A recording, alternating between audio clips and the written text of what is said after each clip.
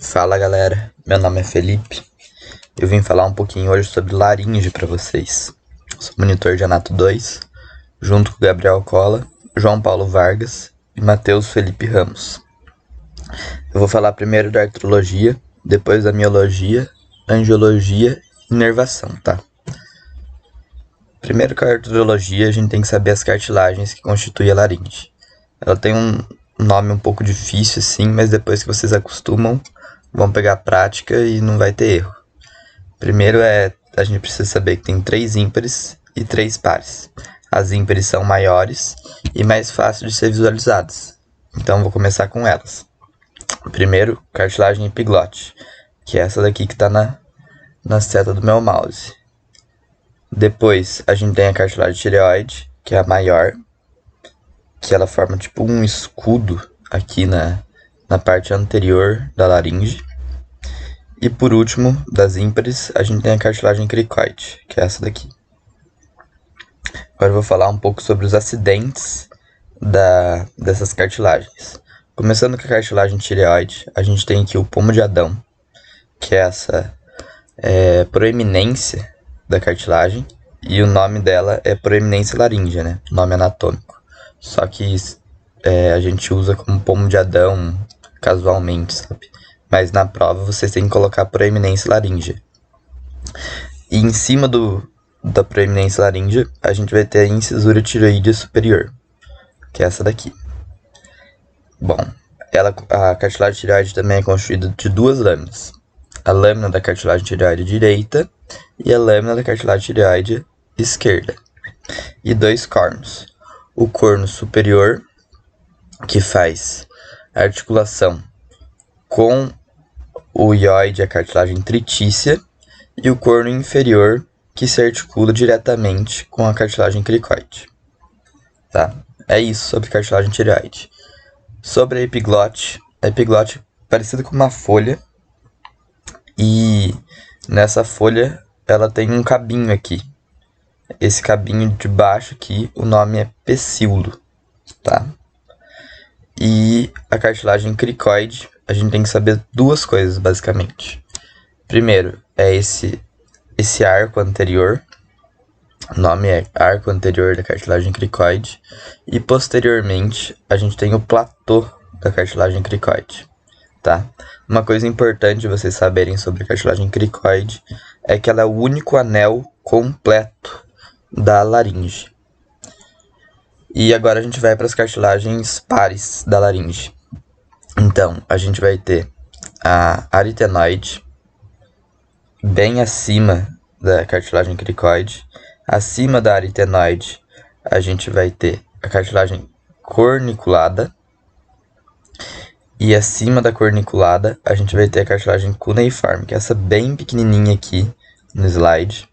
E ela é inconstante. Tem pessoas que têm e tem pessoas que não têm, tá? E a aritenoide é a cartilagem mais importante dessas 3, porque ela tem alguns processos que a gente precisa saber.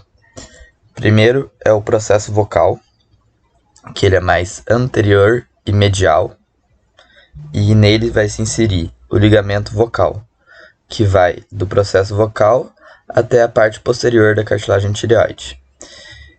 E depois, outro processo que a gente precisa saber é o processo muscular, que é esse mais lateral e um pouco posterior em relação ao processo vocal, né? No processo muscular, o próprio nome já diz, ele tem a função de inserção dos músculos. Então, o aritenoide, o transverso, o aritenoide, o oblíquo, que a gente vai ver mais à frente, vão se inserir no processo vocal, tá? Agora que a gente já sabe as cartilagens, né, o nome delas, a gente precisa saber das membranas e dos ligamentos que estão entre elas. E essa é a parte mais fácil, porque basicamente o nome das membranas é a junção dos nomes das cartilagens. Então, vou começar aqui com essa membrana, que está entre a cricoide e a tireoide. O nome dessa membrana é membrana cricotireoide. Você percebe que é a junção de cricoide com tireoide. E no meio da membrana cricotireoide, ela é mais espessada. Na parte mediana ela é mais espessada. Daí a gente chama de ligamento cricotireoide mediano. Agora, a outra membrana que a gente tem é a membrana entre a cartilagem tireoide e o osso hioide. E o nome é membrana tireoidea. Importante saber dessa membrana é que ela tem um forame, que é esse foramezinho aqui mais lateral, tá? Depois eu vou falar para vocês o que passa nele e é bem importante, tá? E outra membrana que a gente tem aqui nessa parte anterior são entre os anéis traqueais. E o nome são ligamentos anulares, tá? Agora a gente vai para uma parte das membranas, só que é mais interna em relação à laringe, tá? Primeiro a membrana quadrangular, que é essa daqui, ó. Ela se estende do bordo lateral da cartilagem epiglote e vai até aqui a prega vestibular e a cartilagem cricoide. Abaixo da membrana quadrangular, a gente vai ter o cone elástico, esse daqui, que vai do bordo superomedial aqui da cartilagem cricoide até o ligamento vocal, tá? E vocês têm que perceber que essas duas estruturas, elas formam tipo um tubo na laringe, para o ar ele passar reto ali, sabe? Para ele não desviar o trajeto. E essa segunda imagem fica bem bom para vocês verem como é esse tubo aqui da laringe, ó. Que é membrana quadrangular, né? Porque a gente vê que ela tá no bordo lateral da epiglote. E o cone elástico nessa imagem não dá pra ver, só dá pra ver nessa primeira imagem aqui. Aqui, ó, o cone elástico aqui, agora dá pra ver. Então, que nem eu falei, ó, ligamento vocal até bordo superomedial da cartilagem cricoide. Esse é o cone elástico. E algumas provas perguntam do que é formado o cone elástico. O cone elástico é formado do ligamento vocal mais ligamento cricotireoide lateral, tá? O Sigvold já perguntou isso numa prova. Agora que a gente sabe as membranas e as cartilagens, a gente vai para miologia. A miologia, ela parece que é difícil, mas depois de um tempo vocês também vão pegar os nomes e é tranquilo. Então, o primeiro músculo que a gente tem é o aritenoide oblíquo, que é esse que parece um X aqui, ó. O aritenoide oblíquo.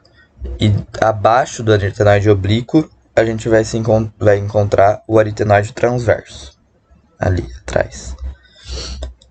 Inferiormente ao aritenoide transverso, a gente vai ter o cricoaritenoide posterior, esse. Lateralmente, teremos mais dois músculos.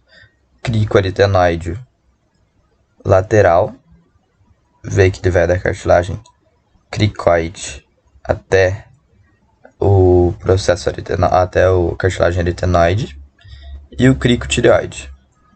O importante da gente saber dos músculos são suas exceções. Por exemplo, o músculo aritenoide oblíquo, transverso e cricoaritenoide lateral vão fazer adução da glote. Então, eles vão fechar a glote. O músculo cricoaritenoide posterior, ele vai abrir a glote. Vai fazer uma abdução da glote.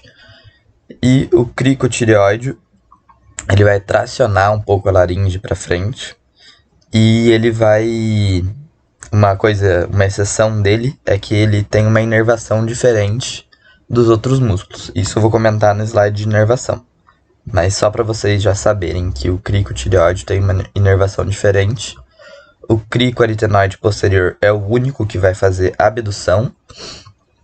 E o resto faz adução, tá? Agora tem mais dois músculos aqui, que é o músculo vocal e o músculo tireoaritenoide. O músculo vocal, ele vai ficar um pouquinho acima do ligamento vocal. Então aqui vocês estão vendo o processo vocal da cartilagem tireoide. Da cartilagem tireoide não, da cartilagem aritenoide. E tá vendo esse filetinho branco aqui? É o ligamento vocal, que vai do processo vocal até a parte posterior da tireoide. Em cima, a gente vai ter esse primeiro músculo, que é o músculo vocal. É isso daqui. E acima do músculo vocal, daí seria o músculo tíreo-aritenoide. O MUR traz como eles são que eles são responsáveis pelo relaxamento da prega vocal. Agora que a gente sabe também dos músculos, tal, a gente pode saber dividir a glote em zonas. Então, zona supraglótica vai do ádito da laringe, que é essa parte aqui, até a prega vestibular, que é bem aqui onde eu estou passando o mouse. Então, ádito da laringe até prega vestibular. Ádito da laringe é formado por cartilagem epiglote, prega área epiglótica e 2 tubérculos corniculado e cuneiforme. Na prática dá para ver isso bem, e se vocês quiserem eu mostro para vocês lá. E a prega vestibular é essa mais superior. Agora a zona da glote. A glote vai da prega vestibular até a prega vocal. Então, prega vestibular mais acima, prega vocal mais abaixo. E na zona da glote tem duas coisas que vocês têm que saber, que são esses sáculos aqui, tá vendo? E o nome deles são ventrículos de Morgani. É uma invaginação da mucosa, na qual é produzido lubrificante para nossa fala. E aqui no meio a gente vai ter a fosseta de Meckel. Agora a região infraglótica. Ela vai da prega vocal até o bordo inferior da cartilagem cricoide, tá? Para baixo disso já seria a traqueia. Agora vamos falar da vascularização da laringe. Bom, o primeiro ramo que a gente tem que saber é que tem o ramo laringeia superior, né? E o inferior. O superior vai vir da artéria tireoide superior, que é essa daqui, ó. A artéria tireoide superior, tá vendo? Ela vem aqui ao nível do ocioide e ela vai emitir um raminho aqui.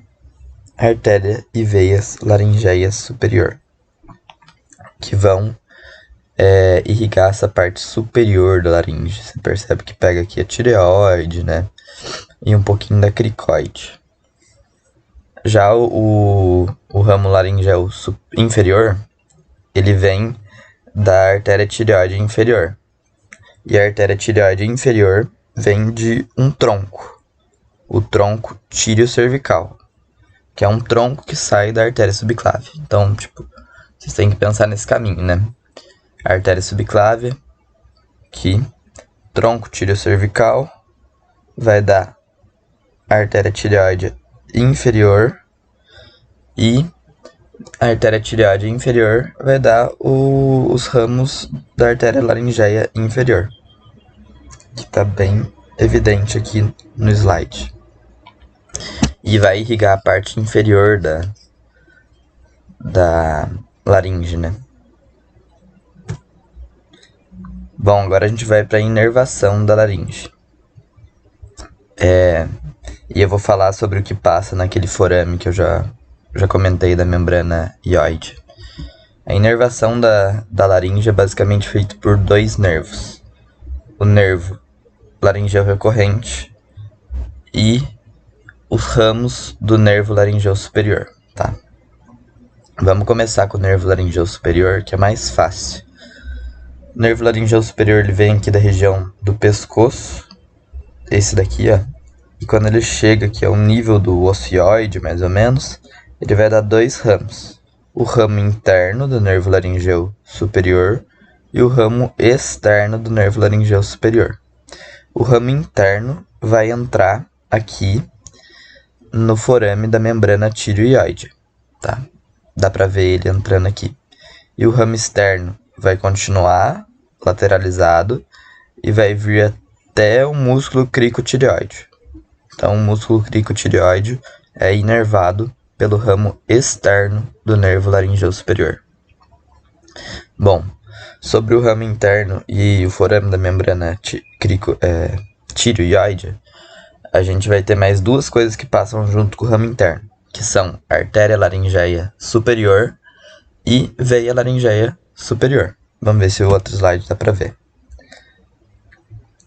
Aqui, ó. A artéria laringeia superior, tá vendo? Que ela tá entrando na parte da membrana tireoide. E a veia também. Então, veia laringeia superior, artéria laringeia superior e ramo interno do nervo laringeu superior. Essas três coisas vão entrar nesse forame. Agora, o nervo laringeu recorrente. O nervo laringeu recorrente, ele vem do vago, tá? E ele vai recorrer, basicamente. Ele vai fazer uma voltinha e vai subir para a laringe de novo. O vago continua descendo em região ao pescoço, ao mediastino superior. E aqui nessa imagem vai dar para ver bem, tá? Esse é o vago direito. Ele vai vir e ele, na altura da subclávia direita, ele vai recorrer. Então, vai dar um ramo, que é o nervo laringeu recorrente. Direito. Parte direita vai para a artéria subclávia direita, né? Recorre a artéria subclávia direita. E a parte esquerda, né? Como tem a aorta, ela é direcionada para a esquerda, ela vai ter que recorrer o cajado da aorta, tá? Que não tá tão bom nessa imagem aqui, mas ele recorre o cajado da aorta e sobe de novo para a laringe. Agora vamos falar um pouquinho de traqueia. A traqueia ela é bem simples. Você precisa saber o nível que ela está, né, em relação ao nosso corpo, e o nível que ela termina, e alguns ligamentos e um músculo, tá? Então a traqueia ela vai do bordo inferior aqui, mais ou menos da cartilagem cricoide, até a carina, né? E o bordo inferior da cartilagem cricoide se encontra ao nível de C6, tá? E a carina se encontra ao nível do ângulo do externo ou de T4 e T5, tá? O Moore traz essas vértebras. Falam que é ali no disco intervertebral de T4 e T5. E tá vendo esses ligamentos entre os anéis traqueais? Eles são os ligamentos anulares. Outra coisa que vocês têm que saber é que a cartilagem da traqueia ela é em formato de C. Então ela não fecha, ela não é um anel completo. Ela é um anel incompleto.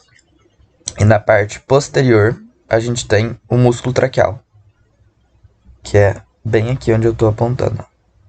Ele forma toda essa parte posterior da traqueia, o músculo traqueal. E o importante é que depois da carina, né, a gente tem a divisão dos brônquios fontes. Bronco-fonte direito, a gente consegue ver aqui que ele é mais verticalizado e mais grosso, tá? Então, é mais fácil ter broncoaspiração no brônquio-fonte direito. Enquanto o brônquio-fonte esquerdo ele é mais horizontal, menor diâmetro e maior comprimento.